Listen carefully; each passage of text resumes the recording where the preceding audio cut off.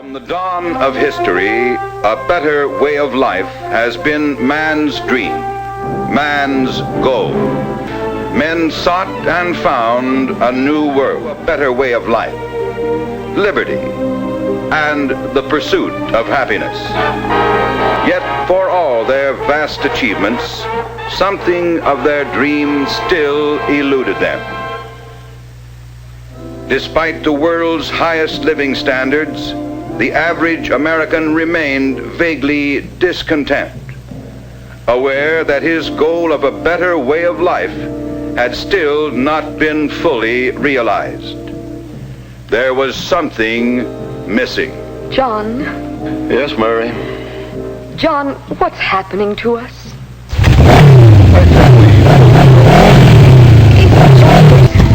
We seem to be drifting apart. I'm sorry, Mary. I've tried. Oh, I don't blame you, John. It's just that...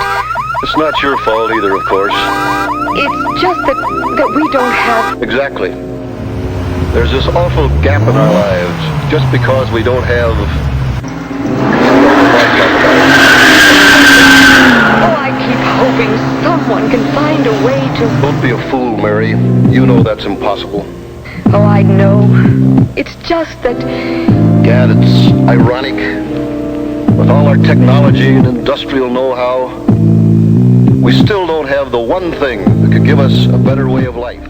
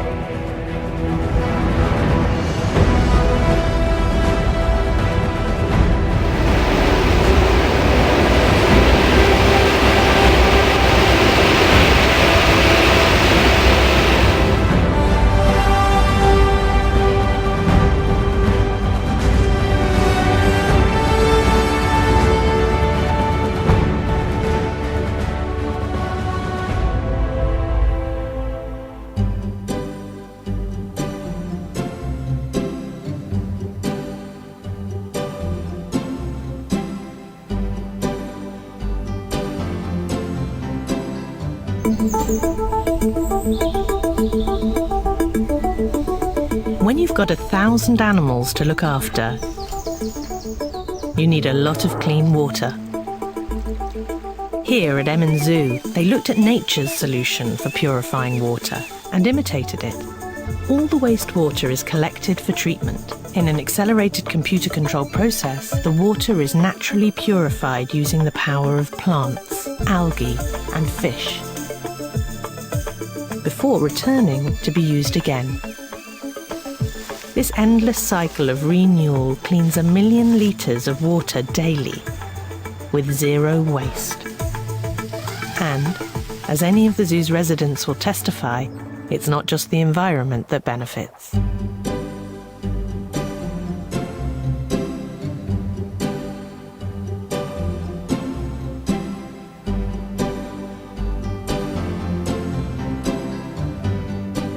The Rebuilding Center was started to be able to support the work that Our United Villages does, but it also was a perfect example of how a group of people can come together and demonstrate by changing our practices, in this case by simply not throwing things away in the landfill and keeping them out. It can become a huge resource that benefits our local environment, our local communities, and as well as creating a locally based economy. Part of our mission or our goal is to hire from the local community. Most of our staff, over 80%, did not have prior experience before they came here. We do all on-the-job training. We started Deconstruction Services to provide an alternative to the community, especially in the industry of demolition. What we saw was a lot of homes and buildings were just being demolished and thrown in the landfill instead of being reclaimed for reuse. When I heard that you could recycle this and deconstruct instead of destruct a project, I got very excited. In fact, the goal was to fill just a tiny, tiny little drop box with mostly sheetrock and to recycle everything else. So that's when I became aware, and I was very thankful for the Rebuilding Center to be there so that I could feel better about rebuilding. I see the change that the Rebuilding Center as a project of Our United Villages is creating in the world, is inspiring people that things don't have to be done the way we're currently doing them. I always point out that the Rebuilding Center is just one example. By simply not throwing these materials away and keeping them out of the landfill, we're able to provide all these amazing resources for our community. There's an ethical fiber running through the Rebuilding Center. And if anyone is watching this that wants to come and see why people love this place, just come on over. It's on Mississippi Avenue and it's great.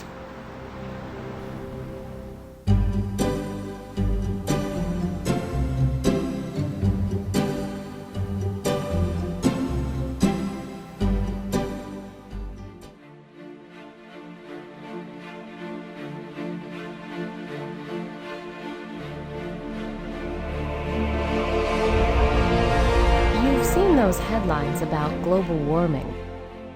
The glaciers are melting. We're doomed. That's what several studies supposedly found. But other scientific studies found exactly the opposite. Greenland's glaciers are growing, not melting. The Antarctic ice sheet is getting thicker, not thinner. Did you see any big headlines about that? Why are they trying to scare us? Global warming alarmists claim the glaciers are melting because of carbon dioxide from the fuels we use. Let's force people to cut back, they say. But we depend on those fuels to grow our food, move our children, light up our lives. And as for carbon dioxide, it isn't smog or smoke. It's what we breathe out and plants breathe in. Carbon dioxide, they call it pollution. We call it life. Well, it's life, but not as we know it. That was an advert broadcast recently on TV stations in the US.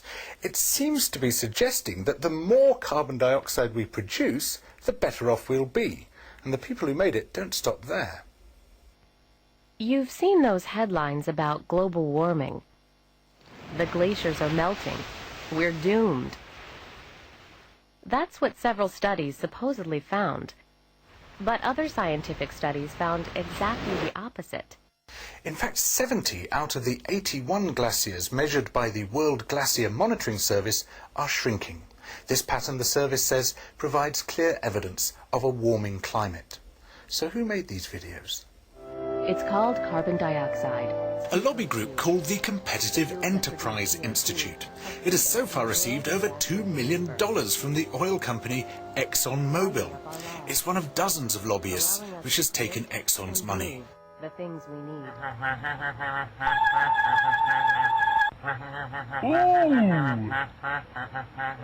The man who made this spoof of Al Gore's film on climate change claimed he was just an amateur, but his emails came from DCI, another lobby group funded by Exxon.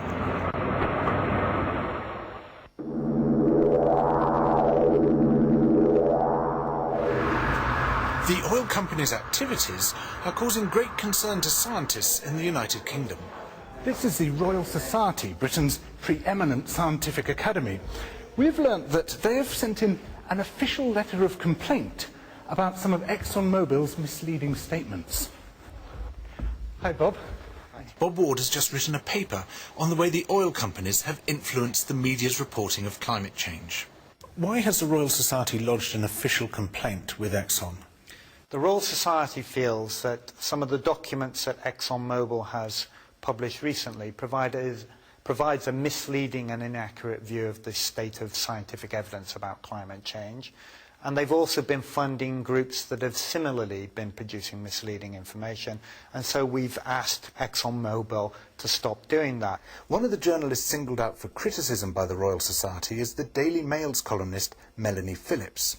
In 2004, for example, she wrote that far from being proved, the claim of man-made global warming is a global fraud. Could it be that you are an unwitting dupe of ExxonMobil's? It could be. It could be. I have no idea who funds the people that I read and listen to. But I very much doubt whether they are all in the pay of the wicked oil industry. It seems to me that the assertion that underpins it, that we are living through, the warmest period in history, is simply not true. The climate was, 2 degrees warmer 1,000 years ago.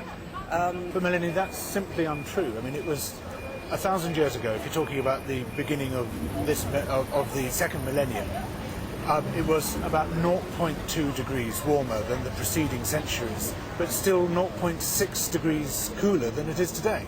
Well, you say that, but I'm given to understand that is not true. People who say that the majority of the glaciers are not retreating, the majority of the ice at the poles is actually not retreating. It's a complex picture.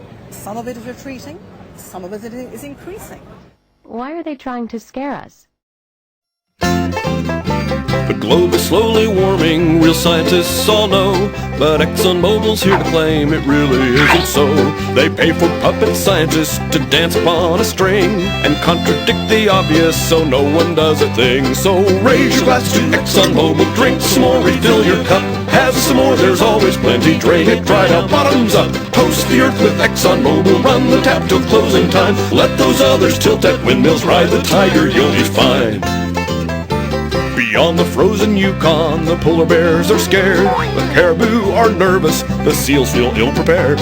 ExxonMobil's come to drill the Arctic refuge, trashing wildlife, oh who cares, profits will be huge. So raise your glass to ExxonMobil, everybody's friend indeed. Nice to know they're thinking global, twisting science to serve their greed. Toast the earth with ExxonMobil, just ignore that burning smell. Sweltering is second nature when the world gets hot as hell. The sea around Rapu Rapu Island in the Philippines certainly looks inviting. The waters here are simply teeming with life.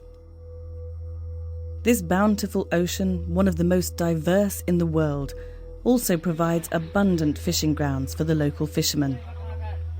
But this little paradise could soon be facing disaster. Since April 2005, Australian enterprise Lafayette has been running an open mine complex at Rapu Rapu to extract gold and other precious metals. From the start of its operations, locals have strongly opposed the mine. They fear toxic contaminants may flow into the surrounding ocean with disastrous consequences. On October 11th, 2005, those fears became a reality for the first time. Ronaldo Cotono was on the reef fishing for his daily catch. Nakapantalon ako nun. Ang kate ng dagat, parang may mga insekto na pumapasok nun pero wala naman pala. Siguro yun ang chemical na yun ang cause ng pagkamatay ng mga isda. Marami talaga, halo-halong isda yung maliit, malaki yung hugita, yung mga shell, marami talaga. Hanggang sabi nila, mas marami daw sa banda doon sa may dinaanan mismong ilog.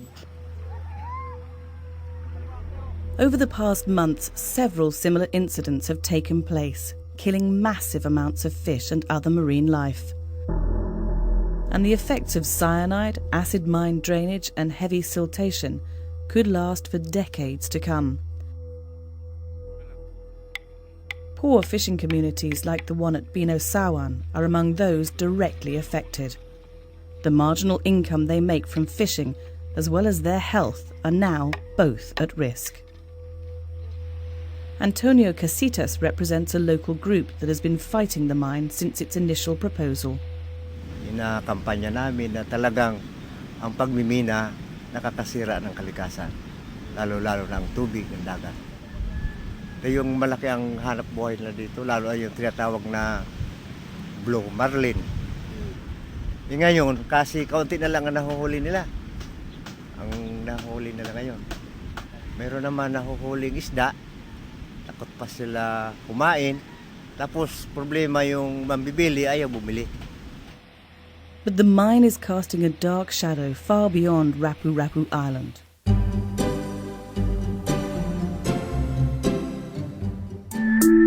These textiles are made in a factory, yet their whole life cycle is pollution-free. Lothar Pfister and his team here in Switzerland have changed the way they produce. They start with natural raw materials and chemicals that are harmless, so the workforce no longer needs protective clothing. The dyeing and finishing processes are so safe and so clean that the water leaving the factory is pure enough to drink. In fact, the only waste produced is biodegradable, which is much appreciated by the local gardeners who use it as fertilizer. Whilst the textiles produced are still just as comfortable, colourful and hard-wearing.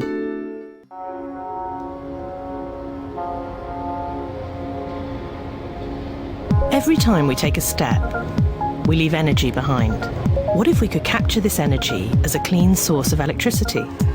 Dutch architects Dole are developing the technology to capture the energy of dancers like these, then using it to power the club's music and lights. Certain materials produce electricity when squeezed. This is known as the piezo effect. So a dance floor can become one big generator, turning every movement into new power.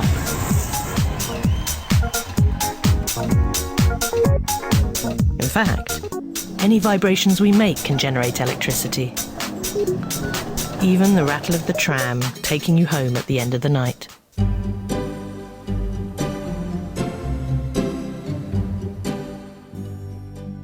Metagraphics is a company founded in 1981 to serve the electronic engineers around the world. We try and create an environment where employees would every bit as much like to be at work as at home. We have ponds and streams on campus. We have geese and ducks and egrets and beaver right outside their window.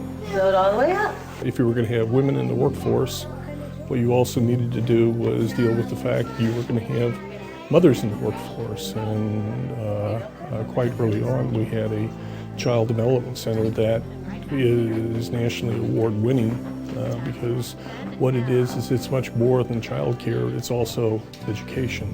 And it's the whole concept of being fair to customers, being fair to employees, being fair to shareholders has been core of the company and is a consistent purpose through these 25 years.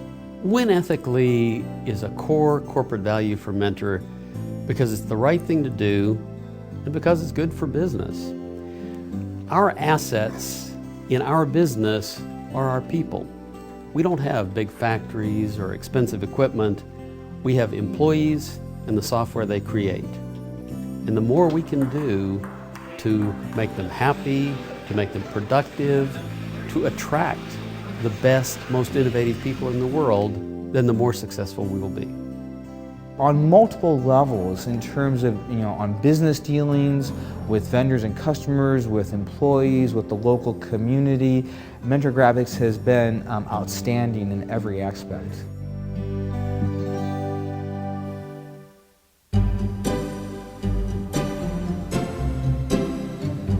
When you do good for others, you do well for yourself. That is the meaning of corporate social responsibility. More and more companies are practicing this philosophy to stand out in the eyes of customers, employees, and investors. One company, according to Business Ethics magazine, has stood out long before corporate social responsibility became popular. For the past 3 straight years, Starbucks has been named one of the 100 best corporate citizens. Starbucks has long said there is no conflict between doing good and doing well. And one good example is a program it calls Commitment to Origins. Can I get a grande? When consumers such as James Wong visit Starbucks, they want to satisfy their taste buds. The coffee draws me here. But many consumers do not know that when they enjoy coffee for themselves, they are also helping coffee farmers and protecting our environment. How? Because Starbucks has developed coffee sourcing guidelines, the first for the industry, so we can buy the best quality beans while also serving the needs of coffee farmers, socially, economically, and environmentally. Does it work? Just ask the farmers in Chiapas, Mexico. Their home is the last remaining cloud forest in southern Mexico, part of a biodiversity hotspot where the precious wildlife is under severe threat. The coffee needs shade to produce, this farmer says. Indeed, these specialty coffee beans mature best under the natural protective canopy of the rainforest. This produces some of the highest quality Arabica beans in the world, which Starbucks sells as shade-grown coffee. Un café tan especial. This environmentalist says growing specialty beans in harmony with the rainforest takes more time and costs more money than growing coffee beans directly under the sun. But everyone wins. Consumers enjoy the best brew. Starbucks serves its customers well while caring for its suppliers, and farmers protect the rainforest. Best of all, the farmers say their community is exporting more gourmet beans and earning more money, up to 60% more compared to coffee beans sold through the local market. The Conservation Coffee Project in Chiapas is a model of success among farmers, Starbucks, and Conservation International. It's just one example of some of the coffees that Starbucks buys that promote conservation, organic farming, and economic sustainability. Other than shade-grown coffee, examples also include organic coffee, which has been grown without synthetic chemicals, and fair trade coffee, which assures consumers that farmers received a guaranteed price for their coffee.